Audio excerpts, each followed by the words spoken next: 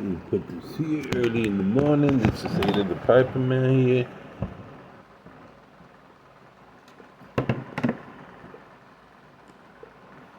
Smoking my Savinelli. About 5 o'clock, couldn't sleep. I got cousins and family in Florida, you know. Just saw pictures of Fort Myers. I mean, I've seen floods, but I've never seen, that's a reflection of the TV. I have the TV on, watching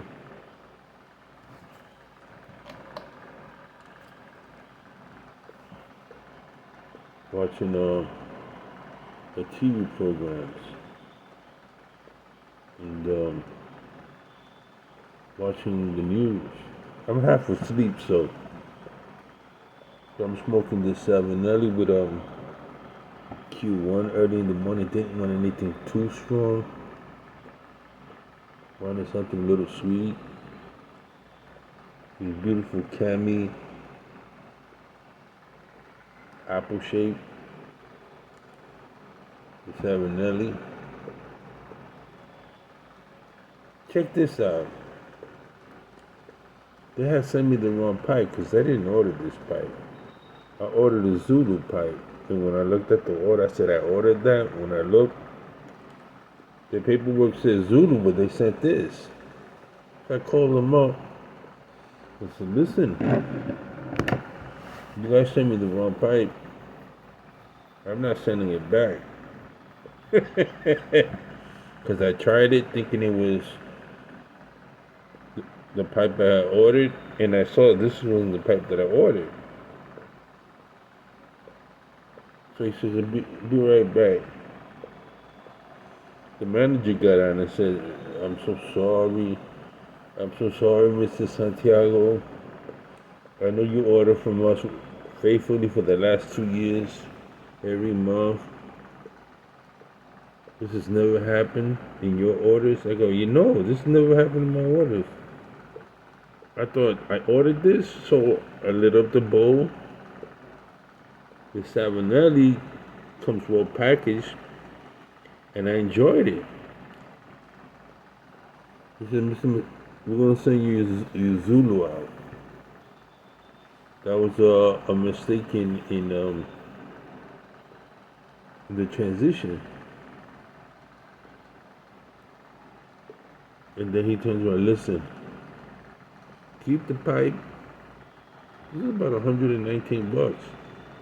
Keep the pipe. We're going to send you another one. That's on us for you being a good customer. I said, what?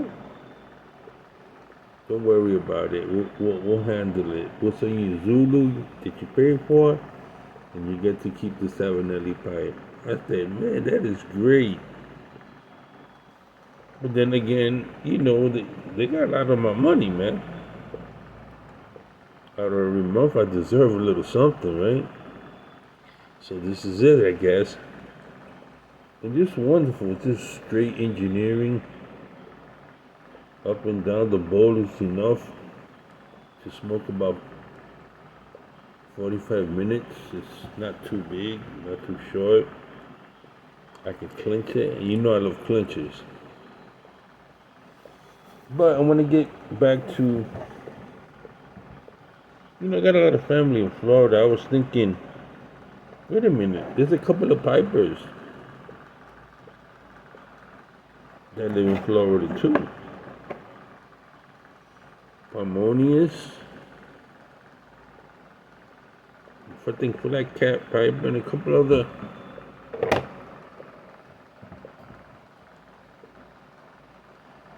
pipers. I hope they're well. If you're watching that, shout out. I hope it's well. Hope you're able to get online and let us know that everything's okay. I was also thinking, this is gonna be room of thought. When I first heard about global warming,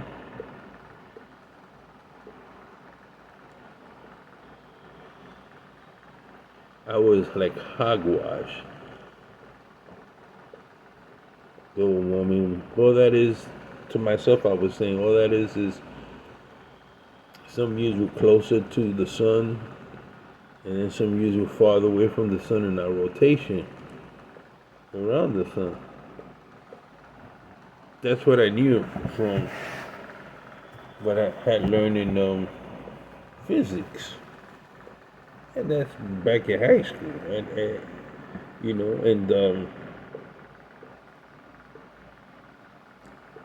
have been out to sea, and over the years I saw the difference in not only the quality of water, how oceans had changed. The Pacific used to be so calm. Now it's a lot different. The Atlantic is even worse.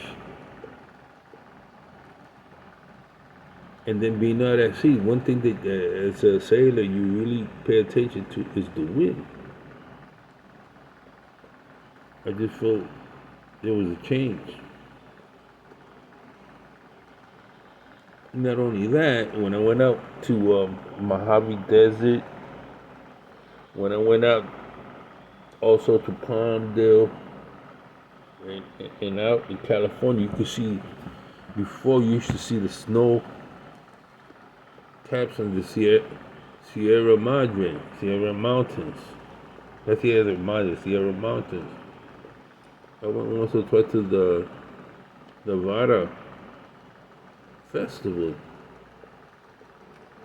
And then the last time I went out, 2015, I went to Yosemite. There was no snow. And California doesn't. Parts of California is rain a lot. Los Angeles is built on a desert. And I saw torrid rain. I mean, when it started raining. I remember passing through Flagstaff, Arizona, years ago. They had these canals dried up. The earth was dried up. The heat cracks, turns like clay. There was torrid rain, and we needed to get from one side to the other. And the torrid rain, nobody could pass it because it was flash flooding, and it went out of its banks.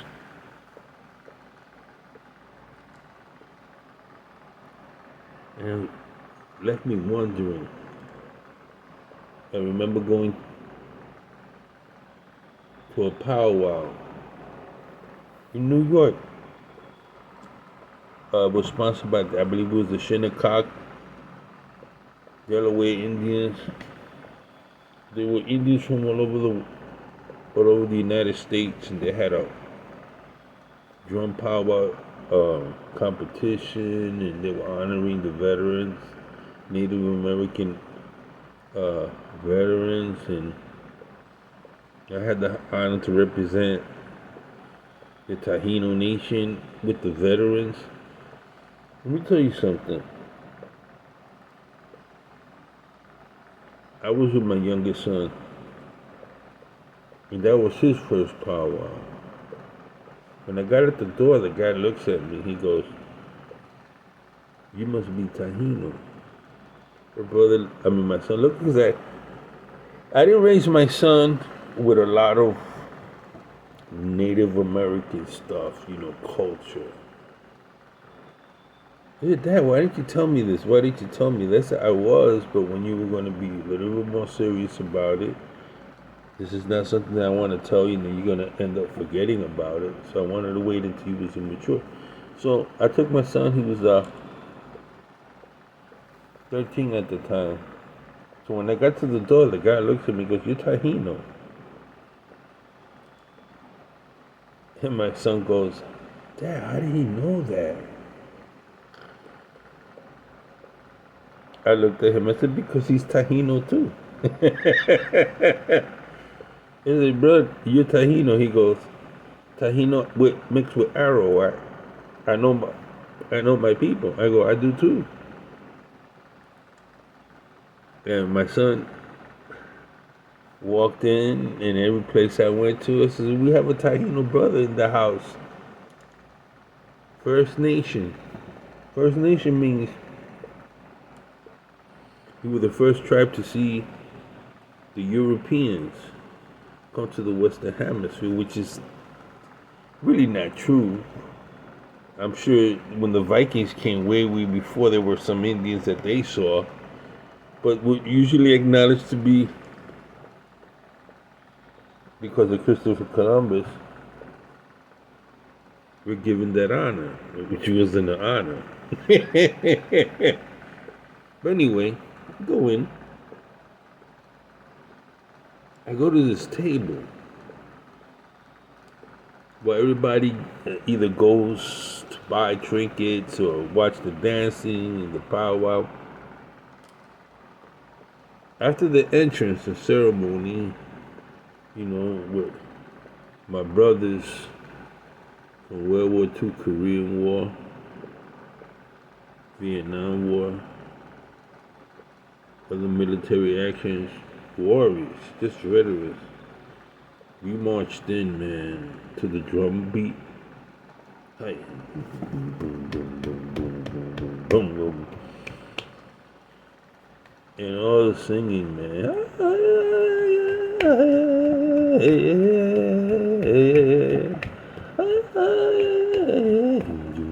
I can play some pop. We're coming in, You wore whatever regalia, whatever medals, whatever. I always have I had another hat. And walking in, when I saw that and looked at it, I said, man, it's such a great honor. And when they called him the loudspeaker, for the first time, Chief Petty Officer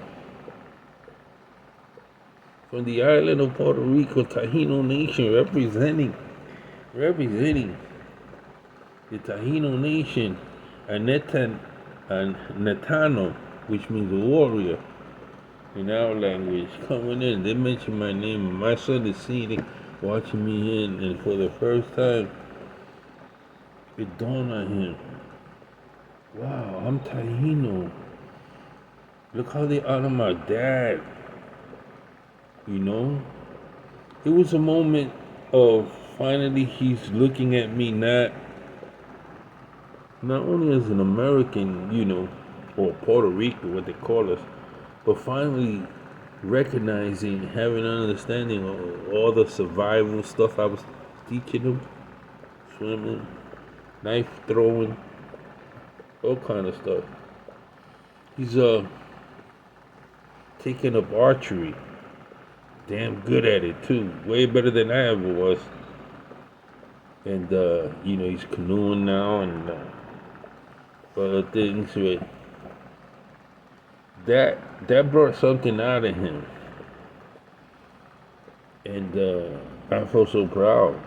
Oh my God. And they stuck me under the elders tent. That was the first time I had been under the elders tent. I mean, I had been powwows before.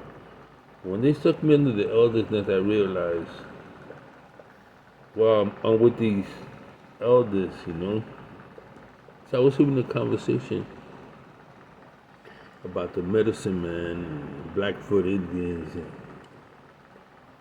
And I believe a lot of that stuff. That's why I won't smoke a state pipe. I think on one of my videos I told the story.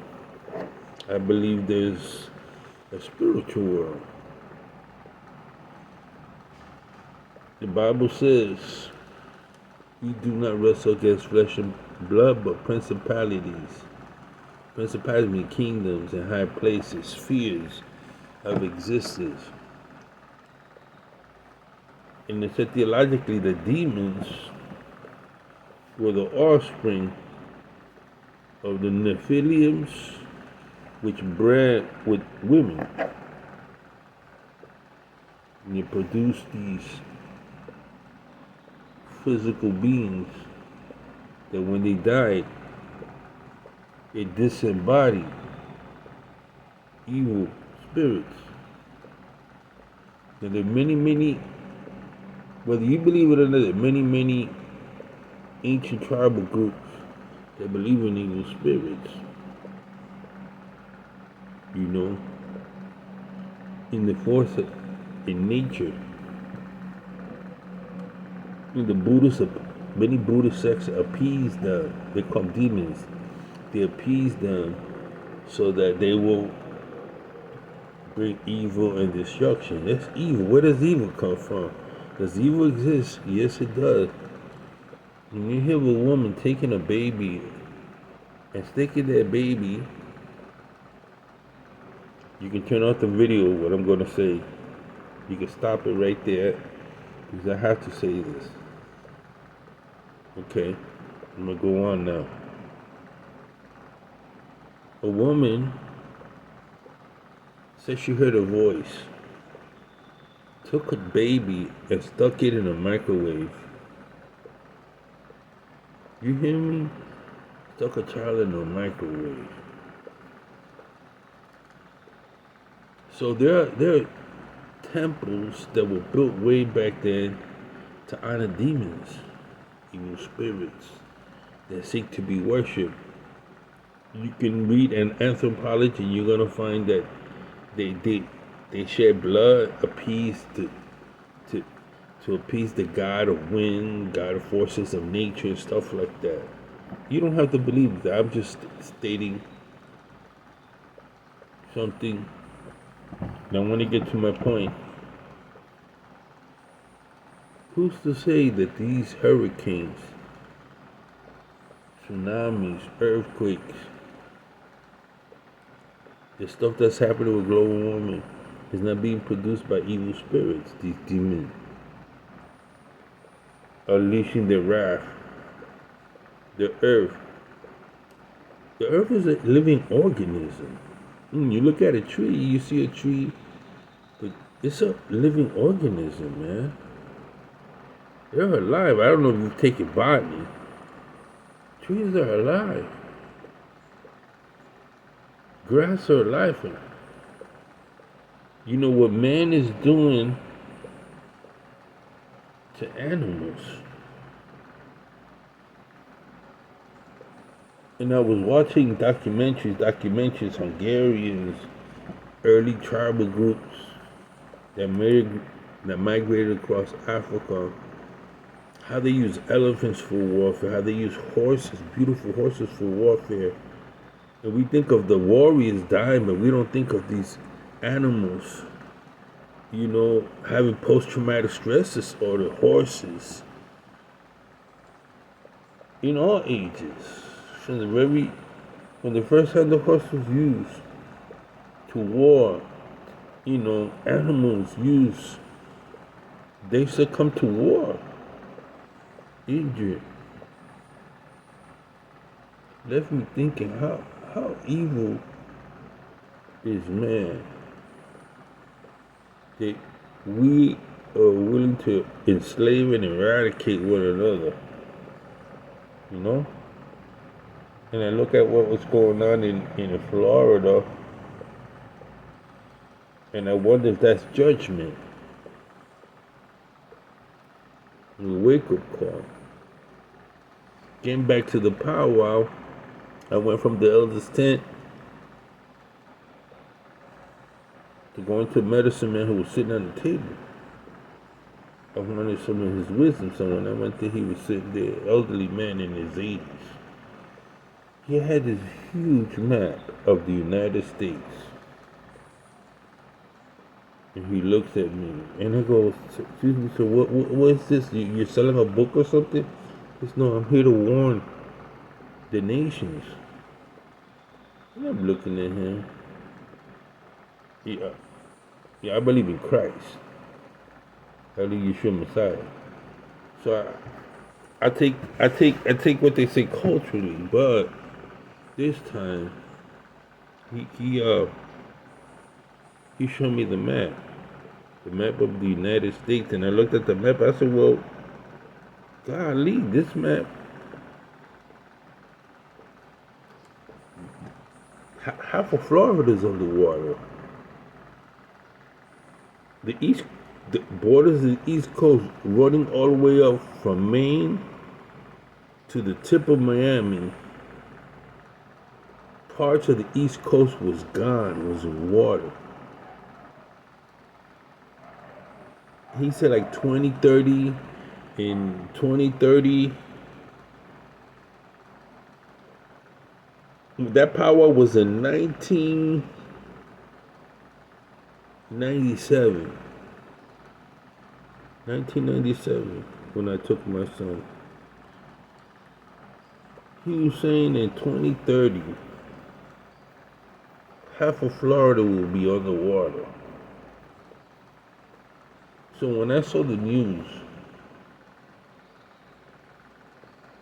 and it's 2022, that's 8 years away. The first thing that brought it to my mind, he was telling me, if you're still around, tell your son to head up into the mountains. My son never forgot that. From time to time, he remembered, Dad, I live up in the mountains. I said, I know. Like you in Puerto Rico, you up in the mountains. I said, well, I'm not in the mountains right now on a plateau level, but if I ever had to run, I head up into the mountains. I'm self-sustained. I always taught my son not to depend on the government. There's gonna come a time that only your skills and I used to always tell my son, remember your tribe.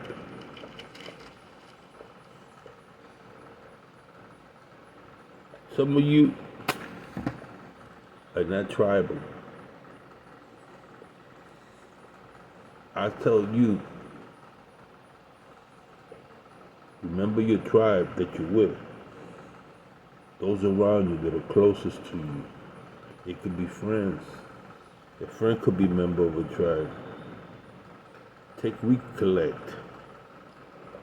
Joe Blow, he knows this. He knows mechanic. Bob, he knows medicine. Saunders is a carpenter. He can build. So begin to really sit there, talk about different scenarios that can take place. Never think that you cannot be displaced. Never think that. Always think there's a possibility. I'm here now. I own this now. If something can catastrophic happen, either man-made or nature, that can remove me from this place, where will I go? Where will I migrate to? You know, people in Florida made these beautiful houses, and what's coming is going to affect the poor and the rich and the poor. So your life can be well. You can be sitting back smoking pipe. If something catastrophic happens, and then you got to migrate, and you never planned that. This thing that's happening in Florida is just the beginning. 2023, it's an important year.